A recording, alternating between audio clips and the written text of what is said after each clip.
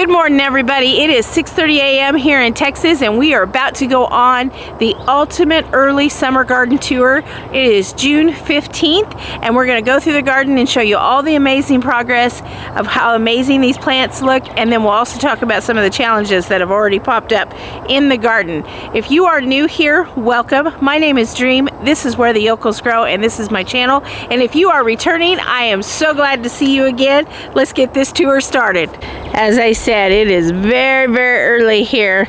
This patch right here is our watermelon and cantaloupe. Yes, I know my cucumbers are right there for those of you going to come for me in the comments. Honestly, this was just the only location that I had left. We'll talk about the water issues here in just a minute as we walk through the garden, but I just wanted to show you the mound here. For those of you who saw the sweet potatoes video, if you didn't, I will put it down in the description for you.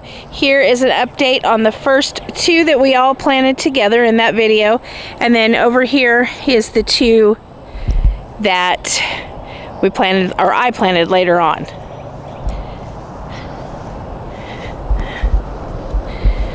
I'll walk over here. Eventually we're going to be doing another video on growing corn in bags. This will be our 60-day corn, and then here is all of our in-ground corn. I have 2 rows of, what is it, the Batman corn right here, and then this is just, I think it's a sweet white corn. So first we're going to talk about challenges in the gardens. I am no different than anybody else in the world. I too have challenges, and one of the challenges, trust me, these cucumbers have been amazing, and they've already given lots and lots of fruit, and we're going to show you some of that fruit.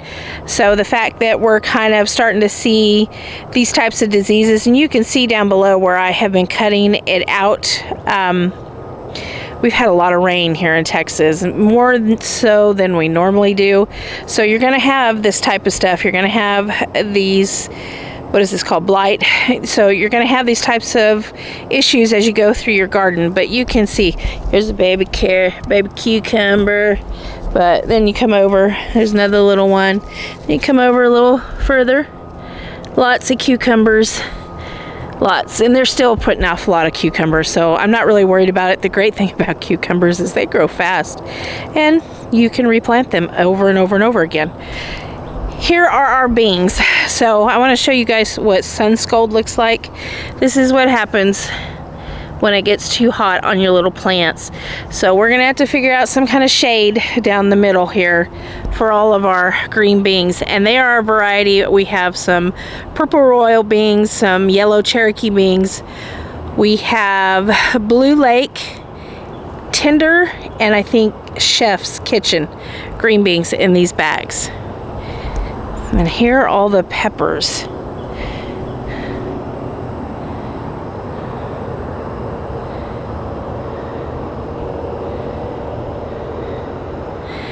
At the end of each row here, we have basil. And then all of these peppers are sweet peppers. And then down, if you look close, you will see flowers that are planted down in between the rows. It's just something I started doing last year. Worked really well with my peppers, with my planting zinnias with them. So I continue to do it this year.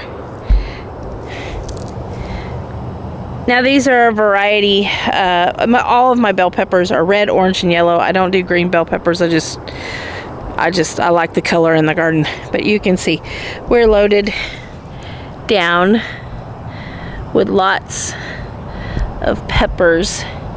And it's like that on every row. It's not just one row. They're like that on every row that we have. So I'm gonna come over here and I want to talk about some of the challenges that we faced. You heard me say we have had a lot of rain, and we also have the pool right here. Now we have switched, the backwash tube, it goes down that way, but it still ends up over here and it runs off. So we have another section here that we've already done a chip and drop. You see that big pile over there? That's our second chip and drop, and that's what we've been putting in the garden so far. But you can see the water. I couldn't put my cantaloupe and watermelon over here, because this is where all the water settles in the yard when it rains. And here's a little more, if you can see how muddy and wet it is over here. So we have a lot of water issues. Pollinator garden is doing amazing, but that's for a different video.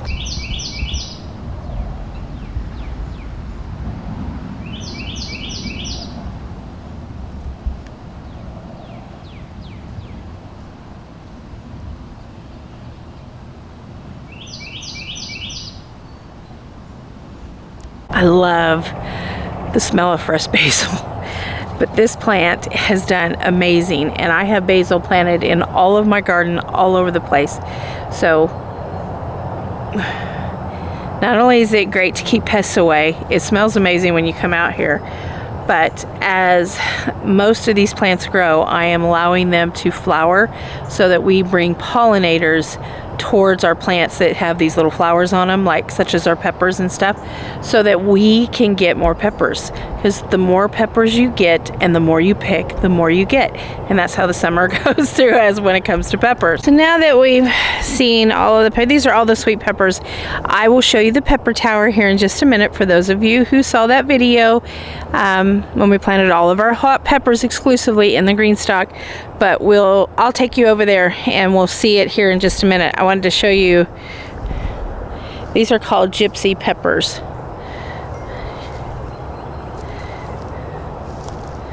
And these are called, I think these are called cornitos, something like that. Anyways, you can see them in there. Everything looks amazing. Another one of those basils. Oh. And then, so for those of you who might not know much about basil, you see how it's flowering right here? You want to continue to top. So I actually go right here and I clip that right, hold on, the leaves are in the way. I clip it right here on top of the flower, and then I'll go give this flower to my chickens. And what that does is that tells the plant, keep getting bigger, keep producing, and the more you cut, the bigger your basil will get. So don't be afraid to go in there and grab some basil. So we're gonna go over here. We have tomatoes growing 3 different ways. So this first row, as you can see all the way down, are all of my Romas, with the exception of that tiny little middle section right there where it's going blurry. I thought I had grabbed all of my Roman tomatoes and started planting, and I got to, I think I was down there, and I got to right here, and I had some Cherokee purples mixed in, and I was like, you know what, not gonna worry about it, we're just gonna plant them and keep going. So this is called the Florida weave. And so what we've done is we've put stakes all the way down, and then we have this string right here, and we weave it in and out. The downside to doing your plants this way, and I'll show it here in just a second, is you don't have as much airspace in between things. And so you kind of, we have lots of tomatoes. I'm not worried about production, but you have to create air in between these because the plants touching each other. That's how when it rains and the rain comes up and it bounces up against the bottom of the plants, you want to keep the bottom of your plants down here with the leaves off the ground. Now I haven't been out here. It's been about 2 weeks since the last time I trimmed all of this. So this weekend, that is on the garden chore task to get it done. And so show you, we're going to walk this row real quick. So you can see all the tomatoes in there, and then we're going to stop right here. And this is what I'm talking about. This is normal for rain. For those of you who are in the Facebook groups with me who are asking about this disease, this is normal. Okay, when we have a lot of rain or water hits the ground, splashes up, this is what's going to happen. It's not going to kill your plant, but if you allow it to stay, will spread around the rest of your plant because it is a fungus. So you want to get in here and just trim it off. So we'll go in and we'll just clip it off, and we'll kind of raise this canopy up so that it's not on the ground. And like I said, when you do the Florida weave, your plants are, you know, fairly close together. Here's one that I started stripping on the bottom. And I believe this is a Cherokee purple. Yes, these are Cherokee purples. So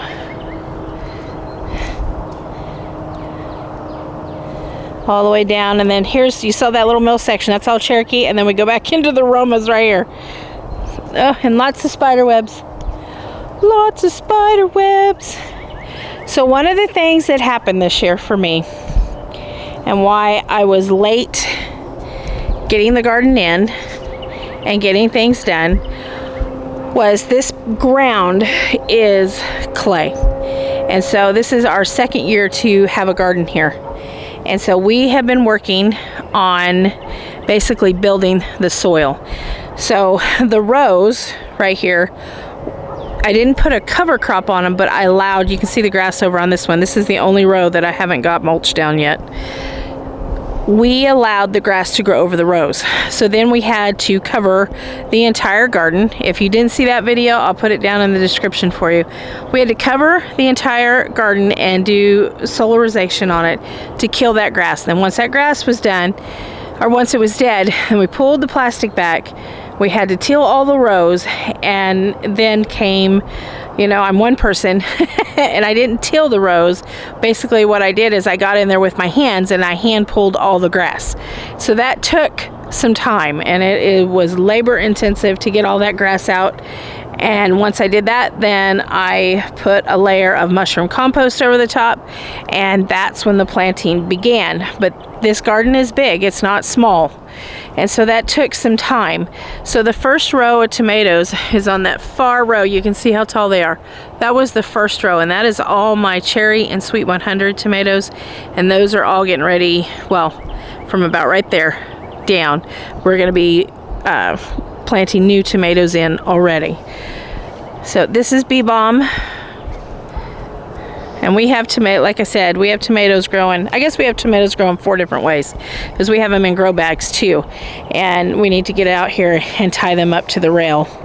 Lots of garden work this weekend. Here, this row was my second row of tomatoes that I planted. And again, this is another row of cherry tomatoes.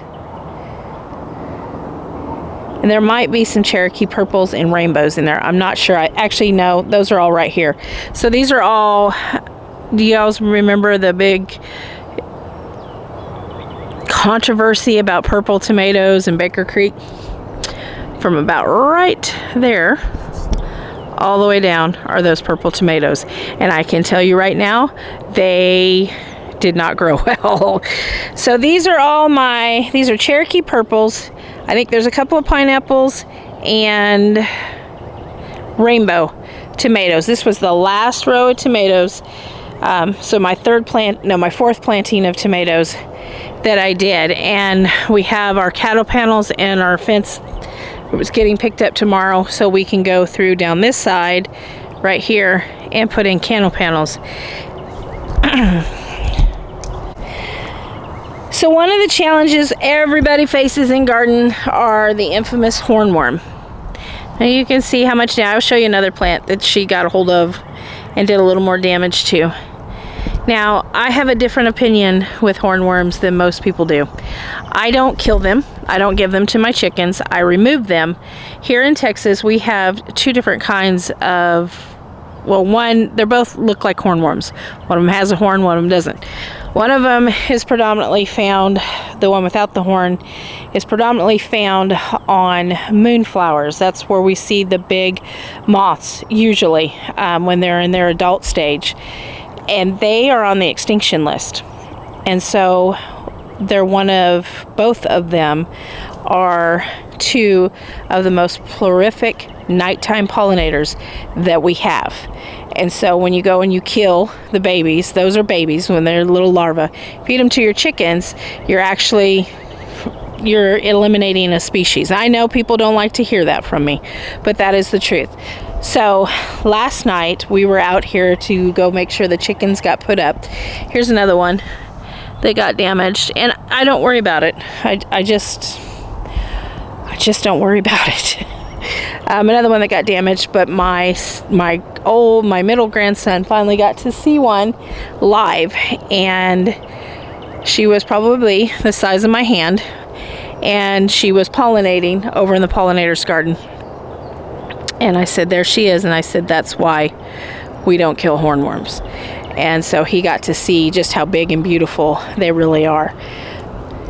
So you can see I got some work to do. I got to get these plants, once we get the cattle panel in, lifted up. Another basil. So here we are. We have made it to the tomatillas, and I have messed up. For those of you who've been asking me all these questions, these plants grew, well, it took me about 12 weeks before I put them in the ground. And once they got here, with the rain and everything, they started growing really, really fast. So it's going to be a bit of a challenge to bring them to the panel and get them tied up. But I wanted to show you. There's the little lanterns. I think these ones are the purple ones. That's why the lantern looks more purple. But you can see once they get into the garden, they will stiffen up. I know a lot of you are having problems with first getting them to germinate, and then once you do get them to germinate, it takes a long time. These guys are not in a hurry. It takes a while for them to get to a size where I feel comfortable in putting them out here. And you know, it took, like I said, 12 weeks before they were ready to come out into the garden. So if you're starting these from seeds, it's probably too late this year. I mean, you could start, if you have a long growing season, you could definitely start them by seeds right now inside and have fall tomatillas. But like I said, it takes a while for them to grow. Is the final row, and between disease and hornworms on this row, these are not doing so good. And I don't really worry about sweet 100s. They grow tremendously fast, and we're lucky we have a long growing season. So you can see, this is what lots of rain does. It just is too much. With the rain comes spider mites, and so they bring on their own challenges, I guess. So here are these beds we put in. Listen, when you do something, you have the best intentions. You see all these? We were going to trim and just leave this one tree. We were going to trim all that. We were going to trim all that. So it was going to have plenty of sun right here. And we planted our onions in these beds. And, well, the marigolds look amazing. The onions and the alyssum look amazing. But the onions, so here, they just didn't grow. Here is a sweet potato. I don't think it's going to grow, but I threw it in here because, you know, I like to experiment. My battery died, so I had to go change the battery. So right now, currently, the most thriving plants that I have, of course, are this row of tomatoes. My peppers are doing really good, and we have had a crazy amount of cucumbers this year. So lots of pickles. I don't know what else I'm going to make with, because there's a lot of cucumber. We've been eating a lot of them fresh. They're very, very good. Not bitter. So that's been really good. But a lot of pickles are going to come out of the garden this year for us. The corn, this row for me is doing really well. These two, I'm not too sure, so I'm going to feed them. I may just not have given them enough food. It just might not be enough nutrients. Or it could be a case of this and this are just shading these two. But overall, I am very, very pleased with the production of this garden. It took a lot with clay, and you got to build soil. That's why we have all of these wood chips, not just to suppress the grass that's growing in between the rows, but to help build the soil, because there is mulch in these rows as well. And then we have the lighter mulch on top to cover it up. That is a beautiful sunrise over the garden.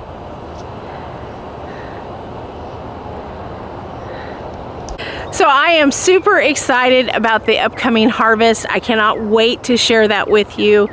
We had an amazing potato harvest, then it came the blackberries. After the blackberries, we started getting cucumbers. After the cucumbers, we started getting the gypsy sweet peppers, and then we started getting blueberries, and we've gotten a lot of plums. So far it has been a really good year, and I hope that continues. But you know, it is only June, what is it, June 15th, so anything can happen, and we have a long growing season. And plus we're going to take some suckers off of the tomatoes, and we're going to do a video about that, and we are going to plant an entire new row, that long row that's back there, with all the sweet 100s that are kind of got a lot of disease. We're going to start fall planting, as crazy as that sounds, for tomatoes back there. And we're going to start, we've got those other 2 beds that are back there, plus we have 2 more that we're going to fill up, and we're going to kind of go for it. We're going to put all of our cabbage, but anyways, it's a whole long season of things to go and do, but I am super excited to take you all on that journey, and I cannot wait to share it with you. I am trying to do my best to get more videos up. I think I'm finding a rhythm to kind of get in there and get it going, to get the 2 videos. Anyway, if you are new to the channel and you've watched all the way till now and you found some value in this video, please give it a like and a thumbs up. It helps our channel to grow, and consider subscribing so you can hit that notification button so you can get notified when new videos come out, because as you can see, we're gonna have, crossing our fingers, we're gonna have a great harvest.